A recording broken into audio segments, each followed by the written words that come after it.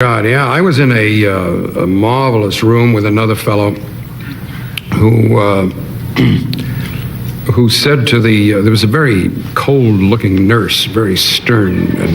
For more than 50 years in Hollywood, Walter Matthau never backed down from anyone. He insulted studio bosses, told directors to go to hell, and famously joked that he had more talent in his smallest fart than Barbra Streisand had in her whole body. But in 1995, during a Little Scene interview, Matthau shocked everyone. The questions began as normal, then he stood up, ripped off his microphone, and walked out. That rare moment, buried for decades, said everything about a man who lived life on his own terms. Walter Matthau was born on October 1st, 1920, in New York City's rough Lower East Side. His mother, Rose, had fled Lithuania, and his father, Milton, came from Kiev, working odd jobs just to keep food on the table. Life was brutally hard. The tenements were filthy, overcrowded, and disease-ridden, and when Walter was just 3, his father walked out, never to return. He wouldn't even learn that his father had died until a letter arrived from Bellevue Hospital when Walter was 15. Rose worked long hours in a sweatshop sewing women's underwear. And to make ends meet, she placed Walter and his brother Henry in the Daughters of Israel nursery for $1 a week. The constant moving, hunger, and cold forced Walter to grow up fast. He hid from misery by reading Shakespeare in the shared building toilet. By age 6, Walter was hustling to survive. He ran rooftop card games, sold candy and soda at local Yiddish theaters, and soaked in the performances that first sparked his interest in acting. At 11, he landed a small role in a play called The Dishwasher and earned 50 cents a show. After high school, with the Great Depression in full swing, Matthau joined the Works Progress Administration, planting trees in Montana and even coaching boxing for the New York Police. Those jobs toughened him and gave him stories that stayed with him for life. When World War II broke out, Matthau enlisted in the U.S. Army Air Forces in 1942.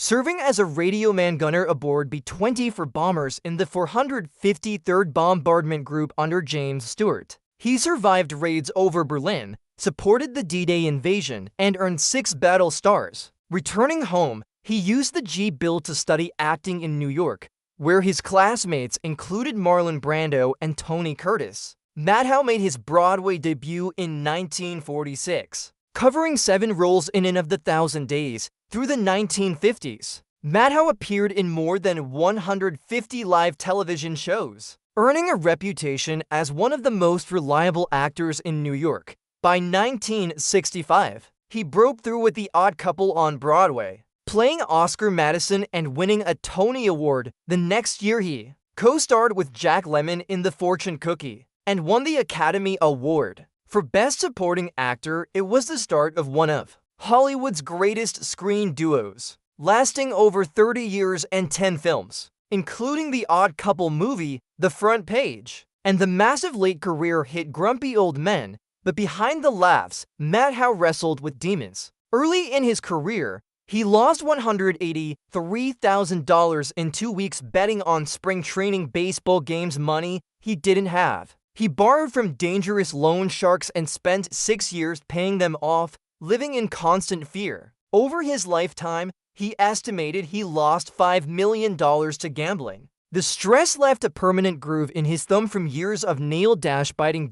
In 1966, during filming of The Fortune Cookie, Matthau suffered a massive heart attack at age 46. The scare forced him to quit smoking 3 packs a day and curb his gambling. He took up daily walking and became an advocate for heart health, warning others not to repeat his mistakes. Even after undergoing heart bypass surgery in 1976 and battling more health problems later, he never retired. Insisting that retirement is alien to my vocabulary, Matthau's personal life was just as colorful. He married Grace Johnson in 1948 and had 2 children before divorcing in 1958. A year later, he married author Carol Marcus Saroyan, whose bohemian spirit brought light and humor to his life. They had a son, Charles, and stayed married for over 40 years. Walter called Charles his best friend, and the two even collaborated on the 1995 film The Gross Harp.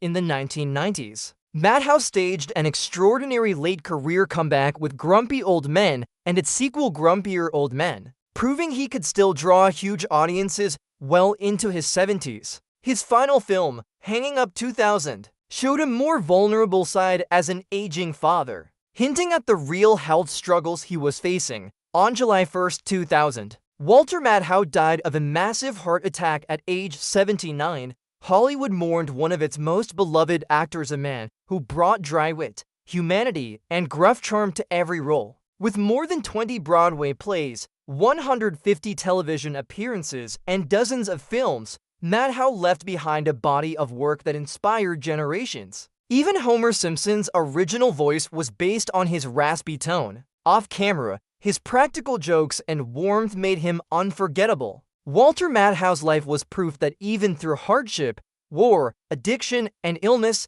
humor could be both a shield and a gift to the world.